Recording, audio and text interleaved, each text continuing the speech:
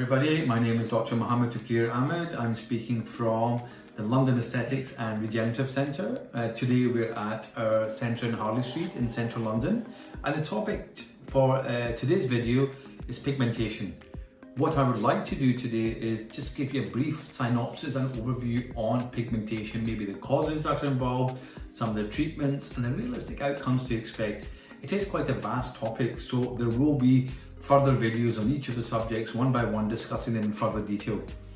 But just on a short note to give you an overview, hyperpigmentation is caused by an excessive production of melanin. Melanin is responsible for giving the colour in our skin, and it's produced by cells that are called melanocytes.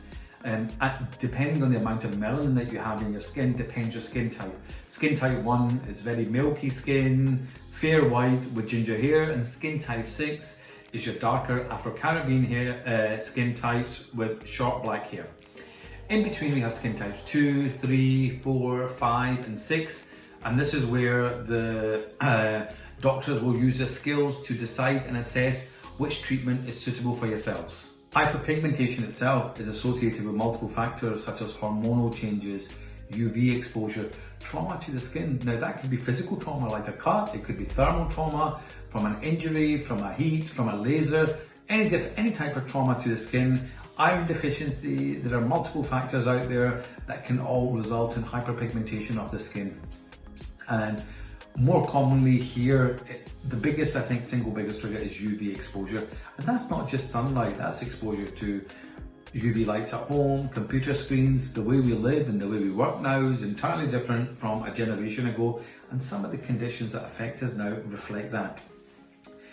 In pigmentation, there are two main types of pigmentation. There's what we call superficial pigmentation, which is in the upper layer of the skin, known as the epidermis. And then we have the deeper pigmentation, which is in the deeper layer of the skin, known as the dermis. So that's the two aspects. So there's epidermal pigmentation and then there's dermal pigmentation, and both have different requirements to be treated. When we are treating you, we try to formulate programs that will do three things. 1, to treat the epidermal pigmentation. 2, to treat the dermal pigmentation. And 3, to regulate the melanocytes. These are the cells that are producing melanin, which is now going on to hyperproduction. So to achieve a successful treatment program, which will give you results in the longer term, we suggest a treatment program that involves all three aspects of this treatment. Epidermal pigmentation, the superficial pigmentation, that responds well to topical treatments, the topical medications, peels, lasers, whereas dermal hyperpigmentation requires a bit more of an intense treatment, usually in the form of a Q-switch laser and medication via mesotherapy, which is to penetrate the deeper layers of the skin. In addition to that, what we will do is we will infuse medicine into your skin, which hopefully will be absorbed by your melanocytes and will start to regulate their activity as well. Our treatment plan is evidence-based. There's scientific studies behind these treatments that are worked, and actually, a lot of the scientific studies are great because they deal with the darker Asian skin as well, because the Asian and Afro-Caribbean skin does tend to have a higher problems with pigmentation because of the increased level of melanin that they have in their body. The program again involves performing a skin analysis scan, and consequently, we're able to have objective evidence on the level of pigmentation that you have in the skin, the level of changes, the layers of the skin that are affected.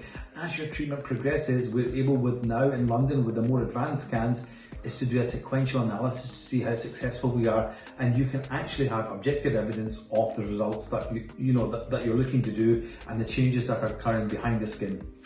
Treatment does involve multiple sessions. There are between 6 to 9 sessions involved, and really, do not expect any great miracles before the 3rd or 4th session. This is what I say to patients. It does take 6 weeks for the changes to manifest itself. The skin cells that are the keratinocytes that are produced, the whole cycle is 6 weeks for a keratinocyte or any skin cell to be produced, rise to the surface and to be shed. So it takes about 6 weeks for the new changes to come through. once your treatment is done, what we do recommend is a maintenance program where you're coming in for one session every 3 to 6 months just to keep the changes at bay. We can't stop the oxidative stresses, we can't stop the UV exposure, we can't change the additives in the food, and these things will gradually have a toll again. So as well as using a lovely home care regime, skin care regime, which involves optimizing your skin health, keeping the pigmentary changes at bay, and providing nutrients, etc., and medicines that are required to keep your condition at bay. Come and visit us once to 3 to 6 months. It's like coming for a checkup. If you've got diabetes, if you've got hypertension, you turn up at 6 months, you have a review, and we keep the condition under control. Pigmentation is a vast topic, and what I would like to do is maybe talk about the causes and also the different treatments one by one and the effects that they have on the skin at the different layers.